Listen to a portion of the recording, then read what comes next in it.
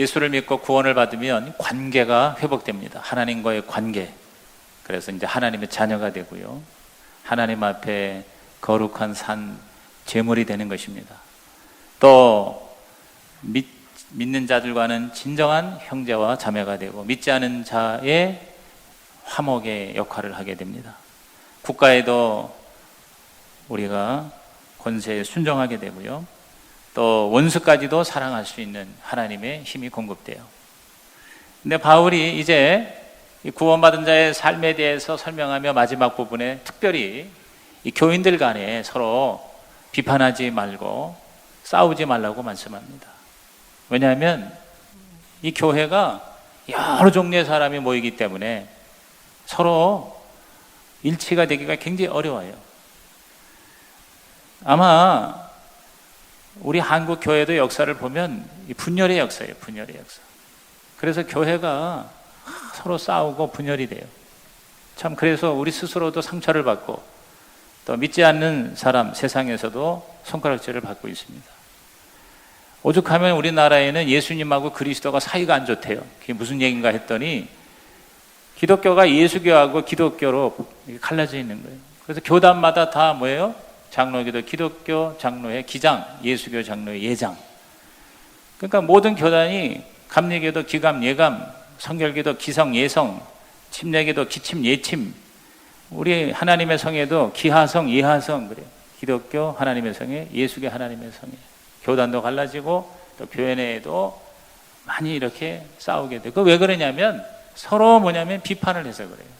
서로 정죄를 해서 그래요. 서로 나는 괜찮은데 너가 잘못됐다 이렇게 비판하는 거예요. 근데 이게 오늘 우리의 문제만이 아니라 초대교회도 많이 그랬던 것 같아요. 그러니까 바울이 로마 교회 교인들에게 이런 말씀을 기록을 한 것 같아요. 그 유명한 고린도 교회도 그렇게 지도자들 때문에 서로 분열이 됐어요. 그래서 바울파, 베드로파, 아볼로파 막 이렇게 갈라진 거예요. 갈라디아 교회는 교리 때문에 서로 싸우고 그 아름답다는 빌립보 교회도요 특별히 여자들이 이렇게 싸웠어요. 여자. 그래서 아직 이름이 올라가 있어. 그 이름이 바로 유오디아와 순두계. 순두부가 아니고 순두계. 여자들끼리 얼마나 싸우는지 사도 바울이 제발 좀 싸우지 말아라 그렇게 얘기하는 거예요. 이 로마 교회도 그랬던 것 같아요. 로마 교회는 특별히 두 그룹의 성도들이 있었던 것 같아요. 즉 이방인들이 예수 믿은 그룹과 유대인들이 예수 믿은 그룹. 근데 이방인들은 뭐 옛날에 믿던 게 없으니까 그냥 그리스도 안에서 자유함을 누리게 되었어요. 그런데 유대인들은 옛날에 그 유대교가 있잖아요. 그 유대교에는 구약에 여러 가지 율법이 있는 거예요. 특히 이 음식 문제, 먹지 말라는 음식이 있거든요. 그러니까 그거 계속 안 먹으면서 예수를 믿은 거예요. 근데 이방인들은 그런 문제가 없었으니까 그냥 자유롭게 먹었는데 그 먹는 거 가지고 이제 비판을 하는 거예요. 근데 또 이방인들 입장에서는 그게 무슨 문제냐 하면서 너희들은 믿음이 약하구나 하고 업신여기는 거예요. 근데 서로 업신여기고 서로 비판하는 문제예요. 또 여러 가지 절기 지키는 문제, 뭐 안식일이라든가 유월절이라든가 이런 거는 유대교 출신들은 굉장히 그것이 아직까지도 중요한 문제가 되고 있는 거예요. 근데 이방인들은 그런 거 전혀 영향을 받지 않는 거거든요. 그래서 이런 상황에서 쉽게 말하면 교회 안에는 믿음이 강한 자가 있고 믿음이 약한 자가 있어요. 그런데 진짜 예수를 믿고 구원을 받으면 복음은 바로 믿음이 강한 자는 약한 자를 화목하게 한다. 하나가 되게 한다. 그 말씀인 거예요. 하나님은 하나님만이 하실 수 있는 거를 우리가 하는 거를 굉장히 싫어하셔요. 근데 그게 뭐냐면 다른 사람을 정죄하는 거예요. 다른 사람을 판단하는 거예요. 그렇기 때문에 판단하고 비판하고 다른 사람 잘못됐다고 정죄하는 죄가 굉장히 큰 죄라는 걸 여러분 우리가 알아야 돼요. 이걸 모르기 때문에 자기도 모르는 사이에 자꾸 우리는 다른 사람을 비비불하는 거예요. 비비불이 뭐예요? 비난, 비평, 불평하는 거예요. 그래서 저는 오늘 설교를 비판의 죄에서 우리를 자유케 하소서 이런 제목으로 함께 은혜를 나누고 싶은 거예요. 여러분 우리가 왜 비판을 하지 말아야 되느냐? 첫째, 하나님이 우리 모든 자를 다 받으셨어요. 강한 자나 약한 자나 다 받으신 거예요. 자, 3절을 한번 읽어볼까요? 3절 시작. 먹는 자는 먹지 않는 자를 업신여기지 말고 먹지 않는 자는 먹는 자를 비판하지 말라. 이는 하나님이 그를 받으셨음이라 그랬어요. 이 먹는 자가 뭐냐면 믿음이 강한 자예요. 특별히 그 이방인의 예수 믿은 자예요. 즉 먹는 거 문제가 안 된다. 다 그리스도 안에서 하나님이 주신 거니까 그렇게 믿음으로 먹으면 되는 거다. 믿음이 강하잖아요. 그러니까 먹는 자는 먹지 않은 자, 먹지 않은 자가 바로 뭐냐? 믿음이 약한 자야. 특히 그 유대인들, 유대교 출신들, 그 옛날에 그 뭐 먹어라, 먹지 마라 이거에 아직도 영향을 받고 있으니까 음식 문제 때문에 교회 안에서 신경을 쓰는 거예요. 그 먹지 않는 자는 먹는 자를 비판하지 말라. 아, 왜 이렇게 마음대로 먹어? 하나님이 정하신 음식을 먹어야지. 이렇게 비판하지 말라는 거예요. 왜? 하나님은 먹는 자나 먹지 않는 자나 믿음이 강한 자나 약한 자나 이방인 신자나 유대인 신자나 다 그리스도 안에서 뭐요? 받으셨다는 거예요. 그렇기 때문에 하나님이 받았는데 왜 니들이 서로 비판하고 판단하느냐 그 말이죠. 자, 2절 보십시오. 어떤 사람은 모든 것을 먹을 만한 믿음이 있고 믿음이 연약한 자는 채소만 먹는다 그랬어요. 이 믿음이 있는 사람 이방인 그룹이에요. 믿음이 연약한 자 채소만 먹는다. 유대인들 채소만 먹는. 근데 사실은 채식주의가 성경적인 것은 아니에요. 처음에는 하나님께서 식물을 먹으라고 그랬지만 노아 홍수 이후에 창세기 9장 이후에 보면 하나님이 육식을 허용하신 거예요. 사실 노아 홍수 이전에는 자연 환경이 너무 좋아요. 그땐 비가 내리지 않았다는 거잖아요. 그래서 900살까지도 막 살았어요. 그런데 하나님께서 심판하시면서 노아 홍수 이후에는 인간의 수명을 한 120년으로 그렇게 정한 거예요. 그러니까 120세 이상 살기가 어려운 거예요. 그래서 이제 육식을 허용을 하신 거죠. 대신 이제 핏째 먹지 말고 뭐 여러 가지 이제 목매어 단 거 먹지 말고 하면서 이제 종류를 얘기를 하신 겁니다. 오늘의 경우도 이 음식으로 인해서 논쟁은 많지 않지만 그래도 이것에 영향을 받는 경우가 있습니다. 뭐 예를 들어서 보신탕을 먹어야 되느냐 말아야 되느냐. 그 성도들이 목사님도 보신탕 드십니까? 그래.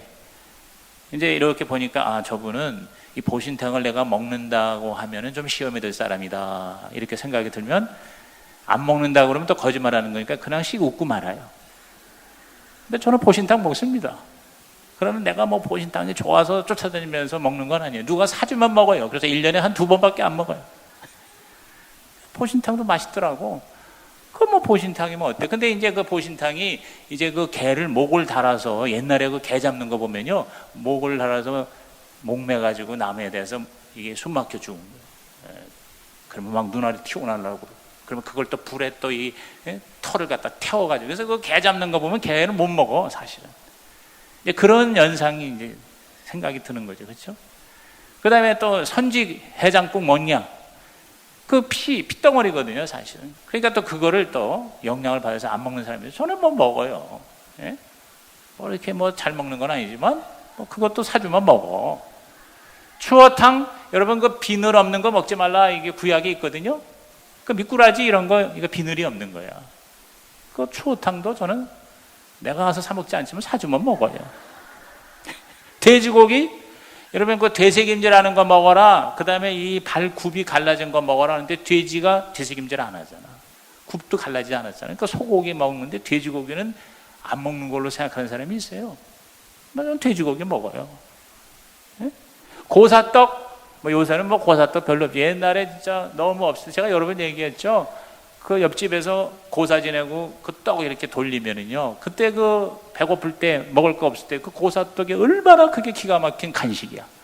그런데 우리 어머님이 그게 귀신에게 바친 거다 그래서 사탄아 몰라고 쓰레기통에 집어넣으면 저는 굉장히 가슴이 아픈 거예요. 아 그게 무슨 잘못이 있다고 그냥 예수 이름으로 안수기도 하고 먹으면 되는 건데. 그러니까 내가 우리 엄마보다 더 믿음이 강한 거예요, 사실. 그렇다고 내가 우리 어머니를 갖다가 업신여기거나 우리 어머님은 저거는 교회를 어렸을 때부터 나가는데 고사떡을 먹어 그러면서 나를 비판하면 안 된다 그 말이에요. 여기 성경에 뭐 이런 거 얘기하려면 뭐 한두 가지가 아니야. 특히 그 술 담배 같은 거 이런 거 이것도 여러분 오늘날 굉장히 영향이 있잖아요. 이 술 담배 얘기는 다음 주에 얘기하렵니다. 시간도 없지만은 이게 또 남겨뒀다 얘기해야지. 그렇죠?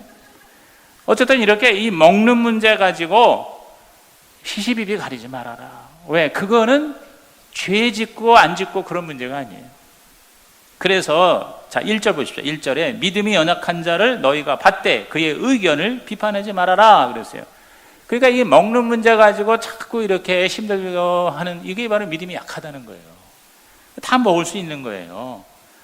그런데 그게 자기의 의견이에요. 의견. 응? 이 영어 성경에 보면 disputable matters. dispute라는 게 뭐예요? 논쟁이 되는 거예요. 논쟁이 되는 거. 이거는 어떤 진리가 아니에요. 이건 교리가 아니에요. 이거는 의견이에요. 자기 개인적인 하나의 의견. 디아로기스모스라고 하는 것은 뭐냐면 양심의 문제예요. 그러니까 자기가 그냥 소신껏 좋다고 생각하면 좋은 거예요. 그런 거는 뭐 구원받는 문제하고도 관계없고 또 죄짓고 뭐 이런 거하고도 관계없는 거예요. 조금 더 몸에 좋으냐 안 좋으냐 하는 그런 문제예요. 그래서 이 믿음이 연약하다는 거는 두 가지인데요. 우선 교리가 약한 거예요. 교리. 정확하게 모르는 거예요. 모르니까 그렇게 자꾸 오해하는 거예요.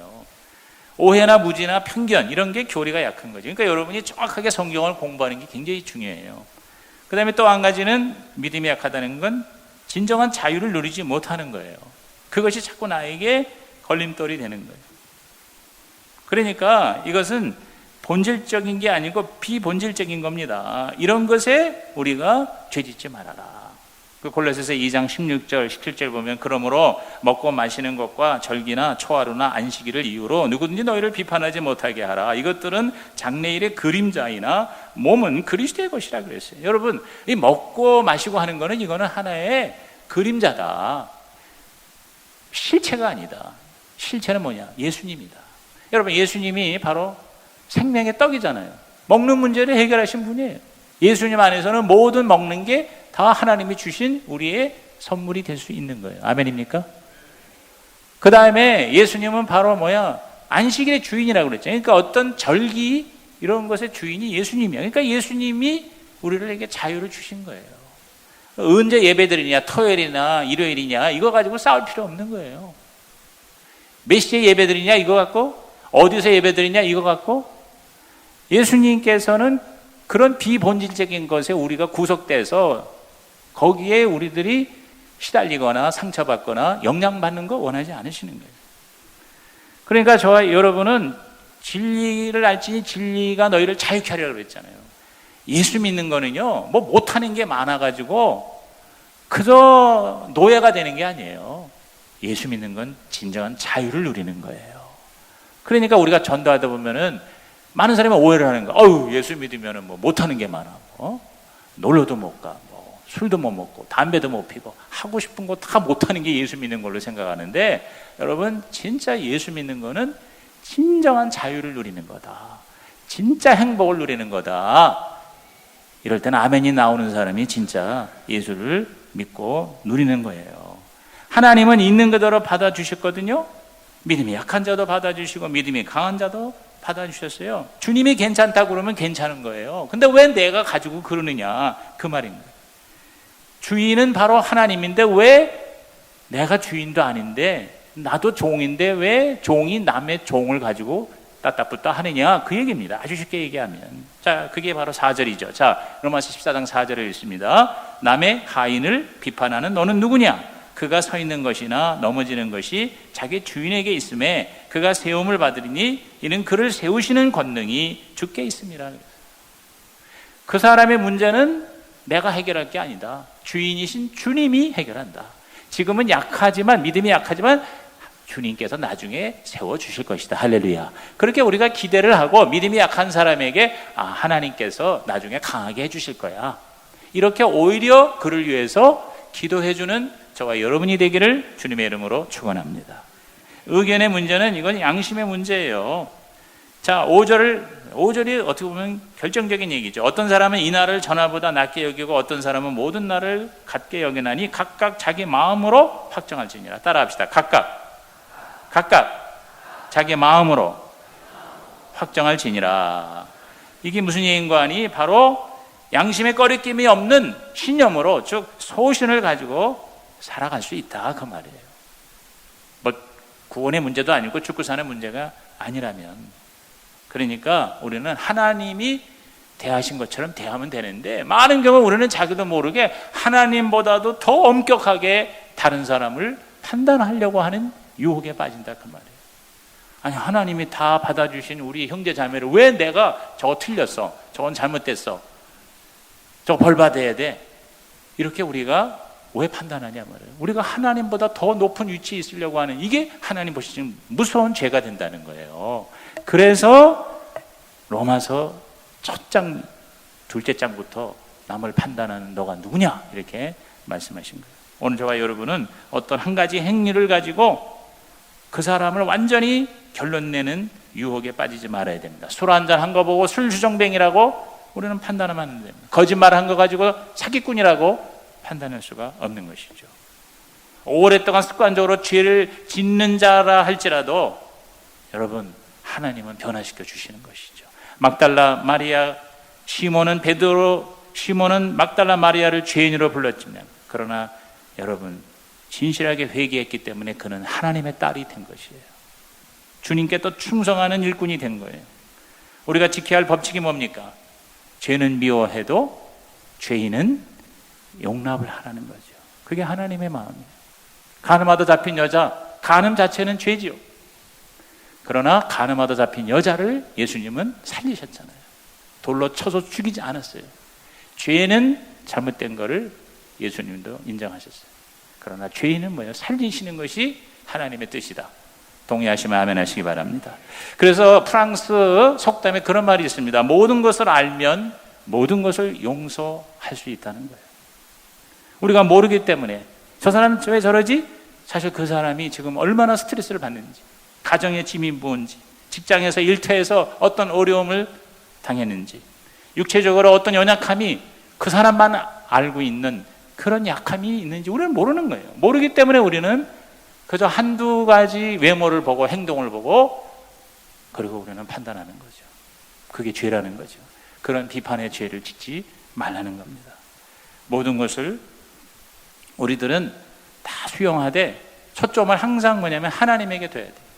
하나님의 뜻에 둬야 돼요. 고린도전서 10장 23절에서 24절에 다 같이 시작. 모든 것이 가하나 모든 것이 유익한 것은 아니요 모든 것이 가하나 모든 것이 덕을 세우는 것은 아니니 누구든지 자기의 유익을 구하지 말고 남의 유익을 구하라 그래요. 자, 모든 것이 가하다는 게 뭐예요? 우리는 자유함이 있어요. 그렇지만 내가 다 할 수 있다고, 자유가 있다고 그래서 다 그것이 유익이 아니고 덕이 아니다. 유익이라는 게 뭡니까? 선이에요, 선. 덕이라는 게 뭡니까? 공동체의 선입니다. 다시 말해서 내가 마음대로 할 수 있지만 그것이 다른 사람에게 선이 되지 않고 유익이 되지 않고 오히려 손해 끼치는 일이 된다거나 아니면 전체 공동체가 덕이 되지 않는다. 공동체를 세우는, 이 덕을 세운다는 말이 뭐냐면 공동체가 다 좋아야 돼요. 좋은 교회가 되는 일에 문제가 있는데, 자, 나는 옳다, 나는 정통이다, 나는 진리다 그러는데 그것 때문에 온통 교회가 싸움판이 됐어. 심지어는 막 세상 법정까지 끌고 가. 여러분, 이거는 덕을 세우는 게 아니에요. 그럴 때는 어떻게 해야 돼요? 내 자유를 제한할 줄 알아야 된다는 거예요. 내가 다 할 수 있지만 내가 일부러 하지 않는 거예요. 그래서 사도 바울은 뭐라 했어요? 자기가 얼마든지 고기 다 먹을 수 있어요. 신전에게 바쳐진 고기도 자기는 먹을 수 있는 자유가 있어요. 그러나 내가 고기 먹는 걸 누가 보고 실족한다면 나는 평생 고기를 단 한 점도 먹지 않으리라 그런 거예요. 그게 바로 덕을 세우는 자의 자세라는 거죠. 여러분, 하나님이 용서했으면 나도 용서할 수 있어야 됩니다. 야단친다고 정죄한다고 사람이 변하지 않는 거예요. 사랑만이 우리를 치유할 수가 있는 것입니다. 오늘 저와 여러분께서 그러한 자세로 다른 사람을 하나님이 수용했으니 나도 수용하겠다고 결심하는 오늘 이 시간 되기를 주의 이름으로 축원합니다. 두 번째로 우리가 왜 비판을 하지 말아야 되느냐? 목적이 바로 주님께 영광이 되기 위해서, 주를 위하여 우리는 존재하기 때문입니다. 따라합시다. 주를 위하여. 내가 소신껏 한다 하더라도 그 동기와 목적, 이것이 굉장히 중요한 거예요. 그건 바로 뭐냐? 자, 믿음이 약한 자나 믿음이 강한 자나 먹는 자나 먹지 않는 자나 그 동기와 목적이 주님을 위한 거라면은 it's okay. 그건 다 받을 만한 거다. 자, 6절, 로마서 14장 6절을 큰 소리로 시작. 나를 중히 여기는 자도 주를 위하여 중히 여기고 먹는 자도 주를 위하여 먹으니 이는 하나님께 감사하며 먹지 않는 자도 주를 위하여 먹지 아니하며 하나님께 감사하느니라 그랬어요. 그러니까 어떤 것이든지 간에 먹는 거든지 먹지 않은 거든지 내가 참 배불리 먹는 것도 주님을 위해서 먹는 거면 먹는 것도 할렐루야야. 내가 금식을 하면서 주님을 위해서 내가 정말 밥을 안 먹는다면 그것도 뭐냐면 하나님 앞에는 할렐루야야. 그런데 꼭 금식만 해야 돼? 아니라 그 말이죠. 모든 것이 다 초점이 주를 위하여가 되어야 된다는 거죠. 그건 다른 말로 말하면 하나님의 영광을 위하여 또는 주님을 기쁘시게 하기 위하여, 그게 같은 말이에요. 자, 로마서 14장 7절에서 8절, 이게 사실은 오늘 설교의 요절이 됩니다. 시작. 우리 중에 누구든지 자기를 위하여 사는 자가 없고 자기를 위하여 죽는 자도 없도다. 우리가 살아도 주를 위하여 살고 죽어도 주를 위하여 죽나니 그러므로 사나 죽으나 우리가 주의 것이로다. 그래서 자, 여기 6절에서 8절까지 보면은 주를 위하여가 5번이나 나와요. 그리고 하나님께, 주님께 초점 맞추는 거 합하면 8번이나 나와요. 그러니까 저와 여러분의 중심이 바로 주님이 되는 거예요. 우리의 가치가 주님이 되는 거예요. 우리의 목적이 주님이 되는 거예요. 우리가 위하여 하고 뭐 건배하잖아요. 저와 여러분은요, 뭐를 하든지 항상 주를 위하여예요. 주를 위하여. 따라합시다. 주를 위하여. 그거면 다 하나님은 받으신다 그 말이에요. 이걸 가지고 여러분이 이러고 저러고 정죄하지 말라는 것입니다. 로마서 14장 9절에 이를 위하여 그리스도께서 죽었다가 다시 살아나셨으니 곧 죽은 자와 산 자의 주가 되려 하십니다. 우리 모든 사람을 다 얻기 위하여, 세우기 위하여 예수님이 죽으신 거예요. 그리고 예수님이 부활하신 거예요. 그러니까 우리가 그 예수님의 죽으심과 부활하심을 헛되지 않기 위해서도 그 주님의 목적을 우리 같이 동참해야 돼요. 사람을 살리는 일에, 예수님이 하신 일에 저와 여러분이 초점을 맞추면 우리는 싸울 일이 없고 비난하고 비판하고 정죄할 필요가 있다 없다? 없다는 겁니다. 그래서 우리는 예수 믿기 전에는 나를 위하여였습니다. 그러나 예수 믿고 난 다음에는 주를 위하여로 바뀌는 거예요. 이게 바로 로마서의 핵심 메시지예요. 고린도후서 5장 15절에도 그가 모든 사람을 대신하여 죽으심은 살아있는 자들로 하여금 다시는 그들 자신을 위하여 살지 않고 오직 그들을 대신하여 죽었다가 다시 살아나신 이 누굽니까? 예수님을 위하여 살게 하려 하심이라. 이것의 결정판이 바로 갈라디아서 2장 20절이죠. 우리가 수없이 읽은 암송구절입니다. 갈라디아서 2장 20절 큰 소리로 시작. 내가 그리스도와 함께 십자가에 못 박혔나니 그런즉 이제는 내가 사는 것이 아니요 오직 내 안에 그리스도께서 사시는 것이라. 이제 내가 육체 가운데 사는 것은 나를 사랑하사 나를 위하여 자기 자신을 버리신 하나님의 아들을 믿는 믿음 안에서 사는 것이라. 그러니까 우리가 예수님을 믿는다는 것은 내가 예수님과 함께 나는 죽는 거예요. 그리고 예수님이 사는 거예요. 자, 우리가 예수 믿고 주님을 영접하면 그 확실한 증거로 우리는 세례를 받습니다. 침례를 받습니다. 침례가 뭡니까? 물속에 내가 들어가는 건 내가 죽는 거예요. 다시 물 밖으로 나오는 거는 예수님이 사는 거예요. 따라합시다. 나는 죽고 예수님이 사십니다. 그게 바로 예수 믿는 거예요. 그러니까 나는 이제 없는 거예요. 이제 내가 주님이 되는 거예요. 그래서 저와 여러분이 무엇을 하든지 다 주님이 나타나고 주님이 영광을 받으시는 것이 된다면 모든 것이 하나님 앞에 영광이 된다는 거죠. 그러므로 우리가 판단하지 말고 그게 다 주님 위한 거라면 그걸 다 용납하고 수용하자는 거죠. 아멘입니까?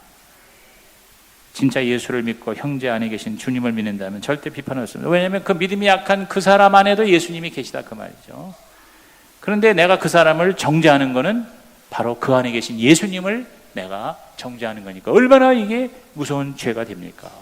어떻게 우리가 하나님의 사람을 내가 마음대로 재판하느냐 그 말이죠.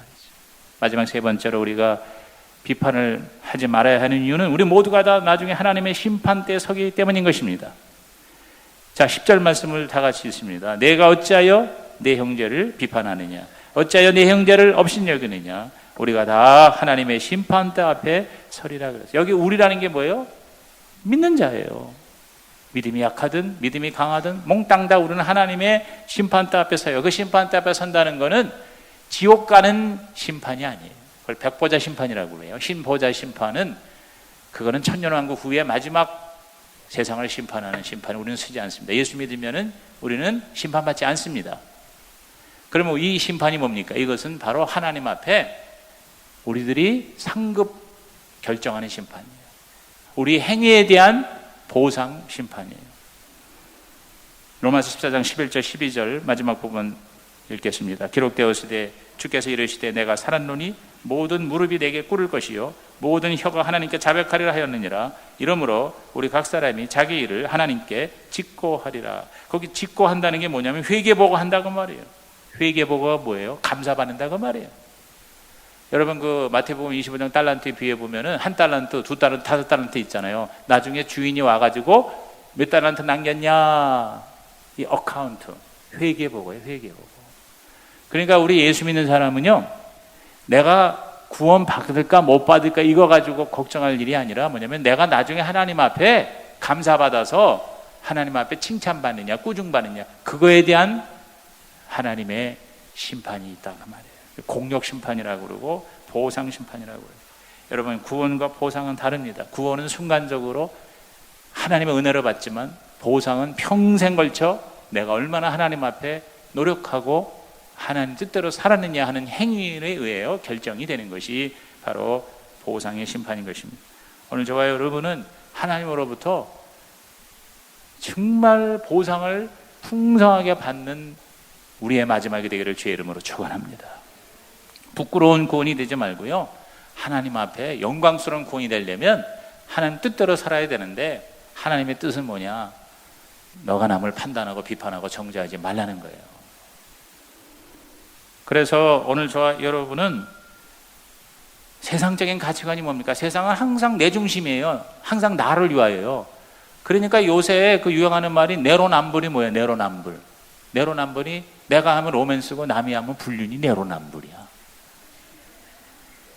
요새 그 청문회에서 맨날 하는 얘기가 내로남불이야. 다른 사람이 그렇게 행동하면 볼썽사납지만 내가 하면 단지 긴장한 탓이야. 그가 자기 식대로 하면 고집불통이지만 내가 그러면 단호함이야. 그가 친구를 싫어하면 편견이 있는 것이지만 내가 친구 싫어하면 그건 단지 인간 본성에 대한 올바른 판단을 내렸기 때문이에요. 그가 아부를 좀 하면 손을 비벼대는 거지만 내가 그러면 머리를 좀 쓰는 거야. 그가 무슨 일을 하는데 시간 들이면 너무 느려 터진 것이지만 내가 그러면 신중한 거야. 그가 잘못을 끄집어내면 까다로운 것이지만 내가 그러면 분별력이 있는 거야. 이렇게 보면 다 내 중심으로 내가 기준이 돼서 판단하는 거예요. 이게 내로남불 아닙니까? 근데 하나님은요, 그거를 가소롭다고 말씀하시는 거예요. 저와 여러분은요, 신앙생활하면서 특히 교회에 오셔가지고 절대 선악과를 따먹지 마세요. 이게 에덴 동산인데 하나님의 선악과는 건드리지 말라고 그랬다. 생명과를 먹어야지 선악과를 먹는 사람이 있어. 와가지고 자꾸 선과 악을 판단하는 일을 하는 거예요. 이게 선악과 따먹는 거예요. 저와 여러분은 와가지고 하나님의 생명의 은혜 받는 성도가 되기를 주님의 이름으로 축원합니다. 사탄이 기뻐하는 일을 하지 말고 하나님이 기뻐하는 일을 하는 거, 이게 바로 예수를 제대로 믿는 것이다. 이게 바로 자유함을 누리는 거예요. 진정한 자유를 누리려면 두 가지만 생각하세요. 첫째가 뭐냐면 내가 할 일만 내가 잘하면 돼요. 내가 할 일을 철저하게 잘하는 거예요. 그래야 자유를 누리는 거예요. 사도 바울은 자기가 해야 할 일을 최선을 다해서 했습니다. 판단을 받을 만한 일은 꼬투리라도 남겨주지 않으려고 힘썼습니다. 남을 판단하는 게 아니라 내가 판단받지 않기 위해서 최선을 다하는 거예요. 그러나 자기가 최선을 다했다고 철저했다고 자기 의가 되려고 하지 않았어요. 교만하지 않았어요. 자기를 자랑하지 않으려고 노력했어요. 여러분, 이게 멋있는 거예요. 이게 진정한 자유예요. 그 다음에 두 번째는요, 다른 사람이 하는 일에 대해서 나는 왈가불가하지 않을 때 우리는 진정한 자유를 누릴 수 있게 됩니다. 그렇잖아요. 남이 하는 일을 자꾸 이거 신경 쓰면 내가 자유롭지가 않아요. 그 사람 판단하는 것도 내가 그 사람의 영향을 받는 거고요. 그 사람의 판단을 받는 것도 내가 영향을 받는 거예요. 그러므로 우리가 다른 사람에 대해서 하나님께 맡기는 거예요.